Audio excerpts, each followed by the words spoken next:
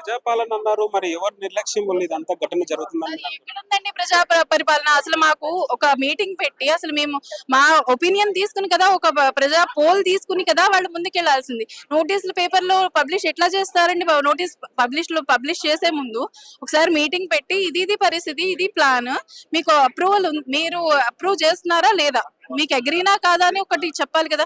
ఒక government official మా కాలనీకి వచ్చింది లేదు. డైరెక్ట్ గా మా సర్వే నెంబర్ నోటీస్ లో ఉంది, అందుకని మేము బయటికి రావాల్సి వచ్చింది. ఆ సర్వే నెంబర్ లో ఎక్కడి నుంచి ఎక్కడి దాకా బఫర్ జోన్ లో ఉంది, అది కూడా క్లారిటీ లేదు. ఒక మార్కింగ్ లేదు, ఒక మ్యాప్ రిలీజ్ లేదు, ఏం లేదు ఇప్పుడు దాకా. కాకపోతే మా సర్వే నెంబర్ ని మాత్రం నోటీస్ లో మెన్షన్ చేశారు. ఎవరికి అన్యాయం చేయమో అనేసి కూడా చెప్పుకుంటూ వస్తున్నారు. డబుల్ అది బెడ్ న్యాయం ఎట్లా చేస్తారు? ఇప్పుడు అన్యాయం చేయరు కరెక్టే, న్యాయం ఏ విధంగా చేద్దామని మీ ప్లాన్, అసలు ప్లాన్ ఏంటనేది మాకు తెలిస్తే కదా న్యాయమో అన్యాయమో మేము డిసైడ్ అవ్వాల్సింది.